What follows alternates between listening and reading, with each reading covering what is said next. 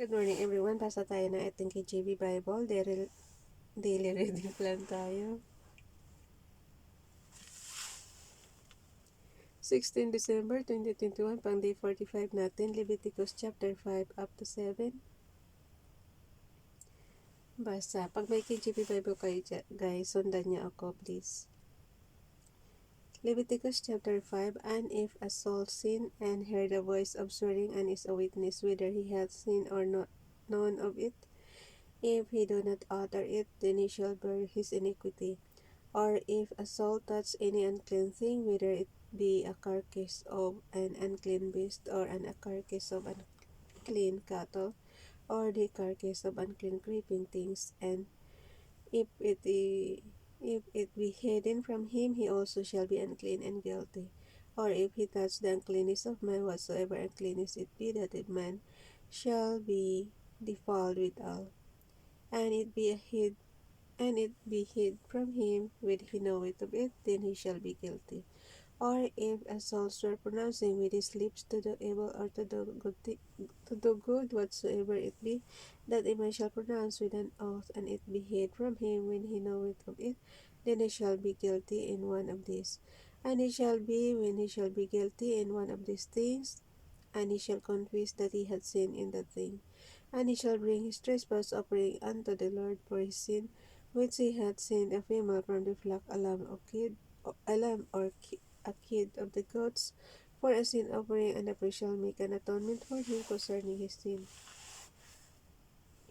And if he be not able to bring a lamb, then he shall bring for his trespass which he had committed 2 turtle doves or 2 young pigeons unto the Lord, one for a sin offering, and the other for a burnt offering.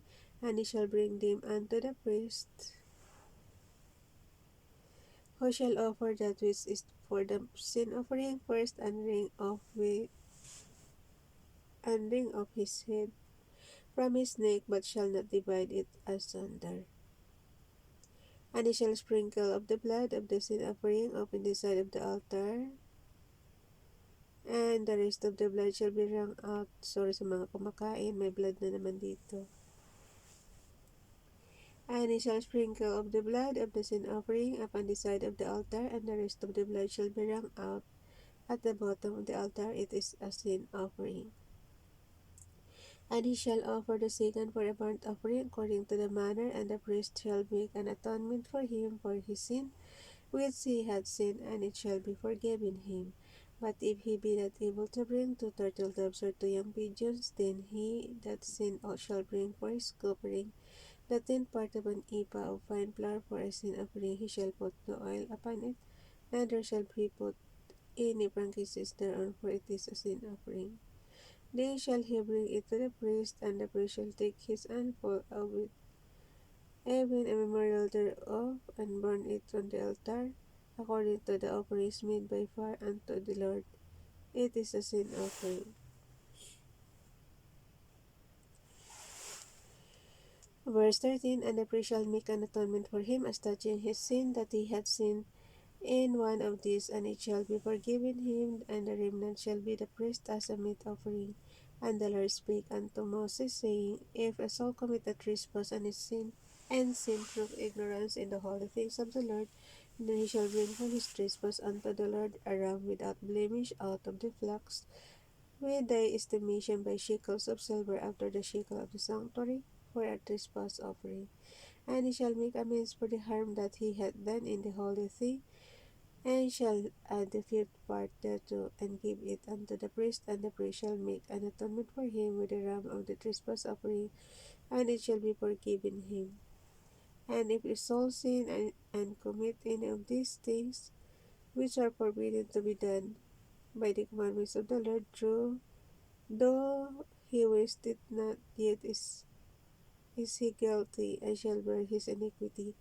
And he shall bring a ram without blemish out of the flock, with the estimation for a trespass offering unto the priest, and the priest shall make an atonement for him concerning the ignorance wherein he erred and wasted not, and it shall be forgiven him. It is a trespass offering; he had certainly trespassed against the Lord.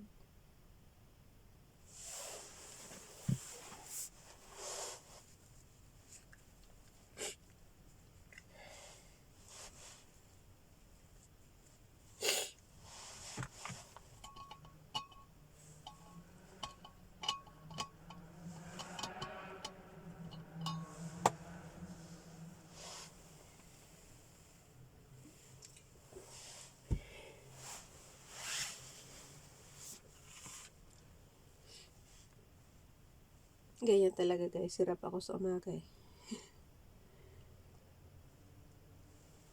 Leviticus chapter 6.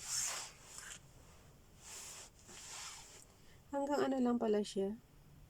Yung chapter 5 hanggang verse 19 lang. It is a trespass offering. He had certainly trespassed against the Lord.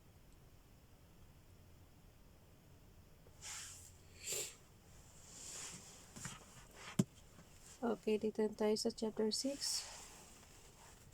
Leviticus chapter 6. And the Lord spake unto Moses, saying, If a soul sin and commit a trespass against the Lord, and lie unto his neighbor in that which was delivered him to keep, or in fellowship, or in a thing taken away by violence, or hath deceived his neighbor, or have found that which has lost, and lieth concerning it, and sweareth falsely in any of all these that the man thou sinning therein, then it shall be because he hath sinned and is guilty, that he shall restore that which he took violently away, or the thing which he had deceitfully gotten, or that which was delivered him to keep, or the lost thing which he found, or all that about which he had sworn falsely, he shall even restore it in the principal, and shall add the fifth part more thereto, and give it unto him to whom it appertaineth in the day of his trespass offering. And he shall bring his trespass offering unto the Lord a ram without blemish out of the flock with estimation. For halimbawa pala guys, pagkasala ka ng araw-araw ka magdadala ng ano mo, ng offering mo. Reaction lang kasi And he shall bring his trespass offering unto the Lord a ram without blemish out of the flock with the estimation for a trespass offering unto the priest. And the priest shall make an atonement for him before the Lord, and it shall be forgiven him for anything of all that he hath done in trespassing therein. And the Lord spake unto Moses, saying, Command Aaron and his sons, saying, This is the law of the burnt offering. It is the burnt offering because of the burning upon the altar all night until the morning, and the fire of the altar shall be burning in it. And the priest shall put on his linen garment, and his linen breeches shall he put upon his flesh, and take up of the ashes which the fire hath consumed with the burnt offering on the altar. He shall put them beside the altar. Verse 11. And he shall put off his garments, and put on other garments, and carry forth the ashes without the camp unto a clean place. And the fire upon the altar shall be burning in it, it shall not be put out, and the priest shall burn wood on it every morning, and lay the burnt offering in order upon it, and he shall burn thereon the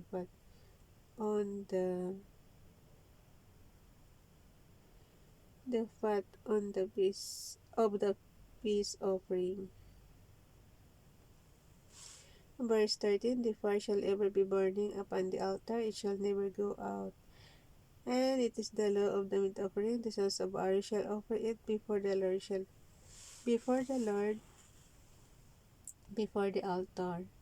And he shall take of it his handful of the flour of the meat offering, and of the oil, thereof, and all the frankincense which is upon the meat offering, and shall burn it upon the altar for a sweet savour, even the memorial of it unto the Lord. And the remainder thereof shall Aaron and his sons eat with unleavened bread. Shall it be eaten in the holy place, in the court of the tabernacle of the congregation, they shall eat it. It shall not be baken with leaven. I have given it unto them for their portion of my offerings made by fire. It is most holy, as is the sin offering, and as the trespass offering. All the males among the children of Aaron shall eat of it. It shall be a statute forever in your generations concerning the offerings of the Lord made by fire. Every one that toucheth them shall be holy. So, it means kaya guys, itong Bible pa rin ang sinusulat na batas ng Israel. Ayan nakalagay sa verse 18. All the males among the children of Aaron shall eat of it. It shall be a statute forever in your generations concerning the offerings of the Lord made by fire. Everyone that toucheth them shall be holy.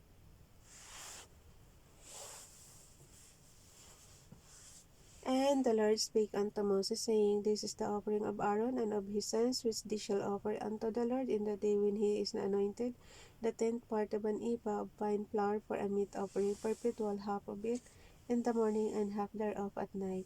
And if fine, it shall be made with oil, and when it is baken, thou shalt bring it in.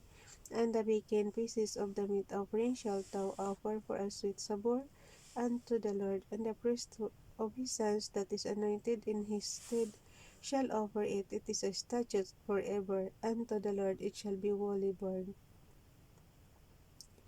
For every meat offering for the priest shall be wholly burnt, it shall not be eaten. And the Lord spake unto Moses, saying, Speak unto Aaron and to his sons, saying, This is the law of the sin offering in the place where the burnt offerings where the law of the sin offering in the place where the burnt offering is killed, shall the sin offering be killed before the Lord. It is most holy. The priest that offereth it for sin shall eat it. In the holy place shall it be eaten, in the court of the tabernacle of the congregation. Whatsoever shall touch the place thereof shall be holy. And when there is a sprinkled of the blood thereof upon any garment, thou shalt wash that whereon it was sprinkled in the holy place. But the earthen vessel wherein it is shall be broken, and if it be sodden in a brazen pot, it shall be both scoured and rinsed in water. All the males among the priests shall eat thereof. All the males among the priests shall eat thereof. It is most holy. And no sin offering, yung mga babae siguro hindi pwede siguro rito kasi puro lang lalaki oh. And all the males among the priests shall eat thereof. It is most holy. Sa 29 yun ng chapter 6. And no sin offering whereof any of the blood is brought into the tabernacle of the congregation to reconcile with all in the holy place shall be eaten. It shall be burnt in the fire.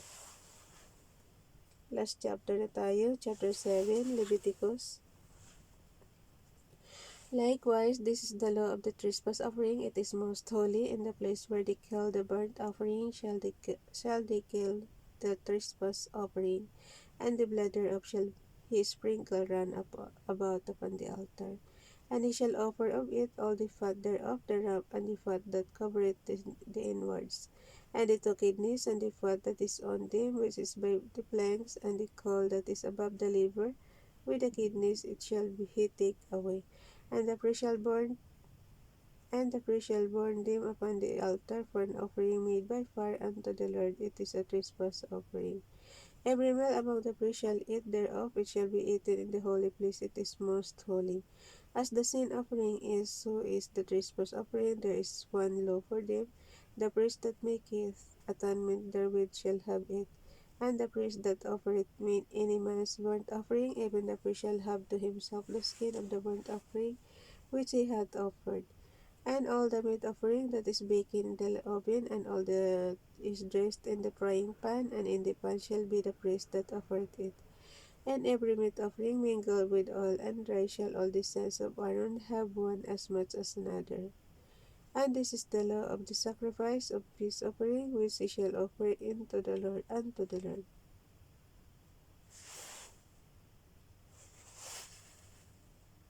Verse 12, If he offer it for thanksgiving, then he shall offer with the sacrifice of thanksgiving unleavened cakes mingled with oil, and unleavened wafers anointed with oil, and cakes mingled with oil of fine flour fried. Besides the cakes, he shall offer for his offering leavened bread with the sacrifice of thanksgiving of his peace offering, and of it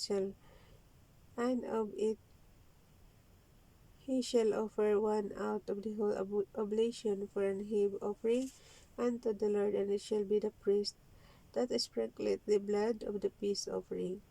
And the priest, muna tayo dito.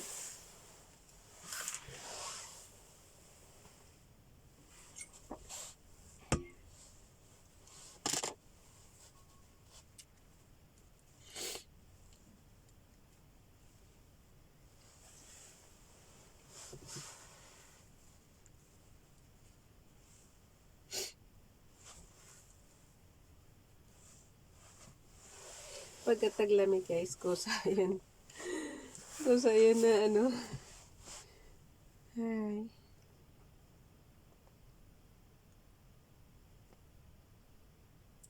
Sana tayo.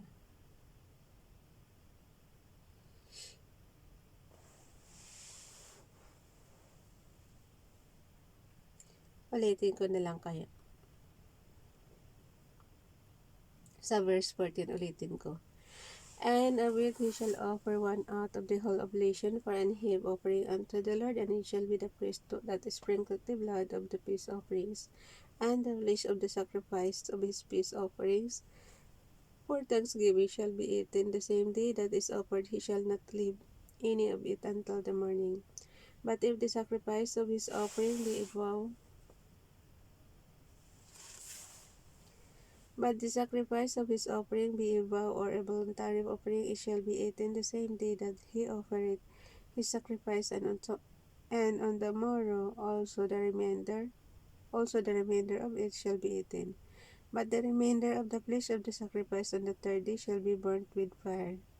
So, hindi na pwedeng kainin yung pangatlong guys, araw. And if nakalagay kasi 17, but the remainder of the flesh of the sacrifice on the third day shall be burnt with fire.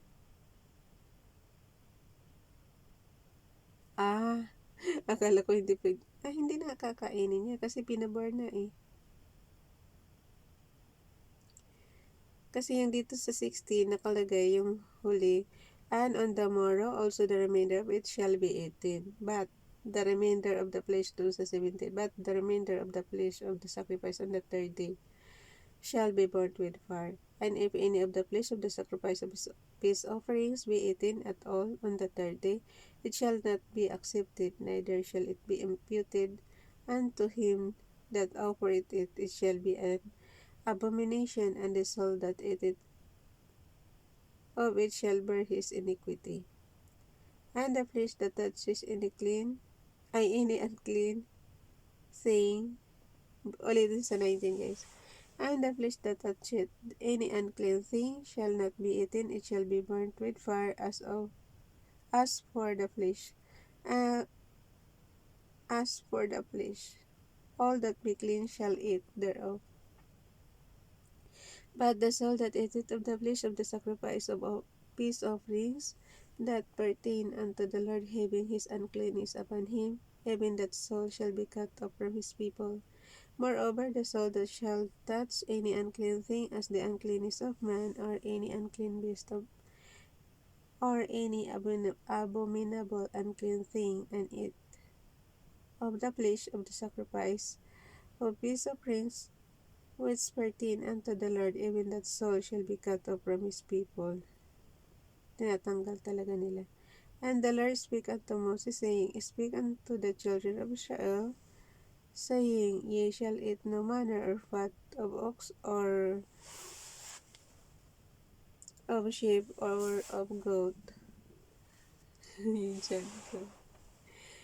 the fat of the beast that dieth of itself, and the fat of that which is turned with beast may be used in any other use, but ye shall in no wise eat of it.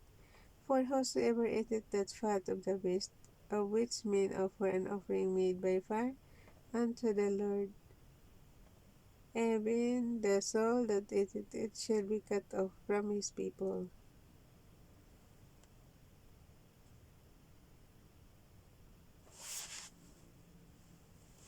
Verse 26, Moreover, ye shall eat no manner of blood, whether it be of fowl or of beast, in any of your dwellings. Whatsoever soul it be that eateth any manner of blood, even that soul shall be cut off.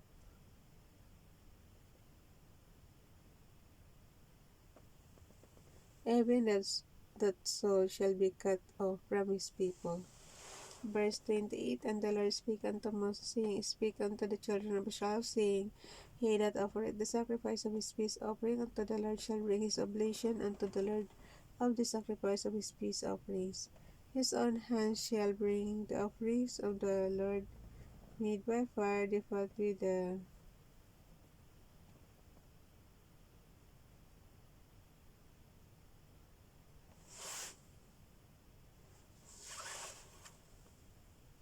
Saan?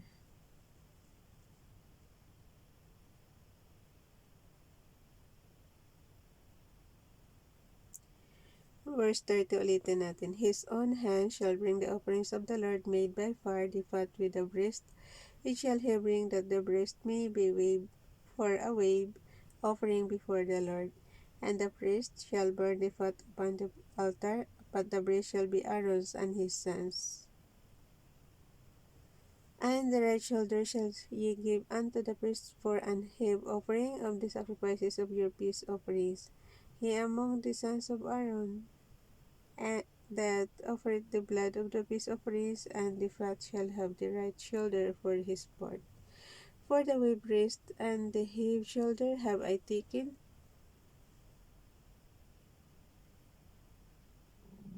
Ayun dyan ko. Ulit. Verse 34. For the wave breast and the heave shoulder have I taken of the children of Israel from of the sacrifices of their peace offerings, and have given them unto Aaron the priest and unto his sons by statute forever from among the children of Israel. This is verse 35. This is the portion of the anointing of Aaron and of the anointing of his sons out of the offerings of the Lord made by fire in the day when he presented them to minister unto the Lord in the priest office, which the Lord commanded.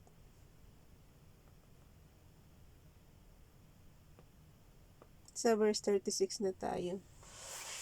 Which the Lord commanded to be given them for the children of Israel in the day that he anointed them by a statute forever throughout their generations. This is the law of the burnt offering, of the meat offering, and of the sin offering, and of the trespass offering, and of the consecration, and of the sacrifice of the peace offerings,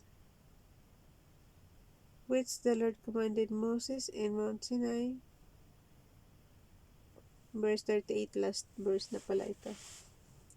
Which the Lord commanded Moses in Mount Sinai in the day that he commanded the children of Israel to offer their oblations unto the Lord in the wilderness of Sinai.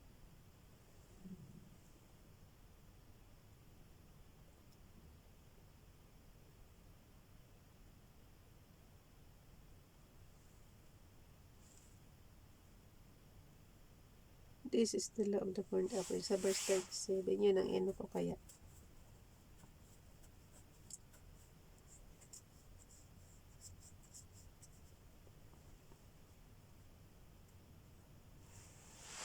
Yung verse 36 up to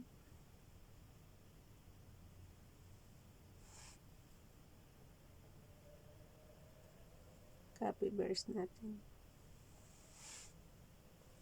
Bye everyone. God bless.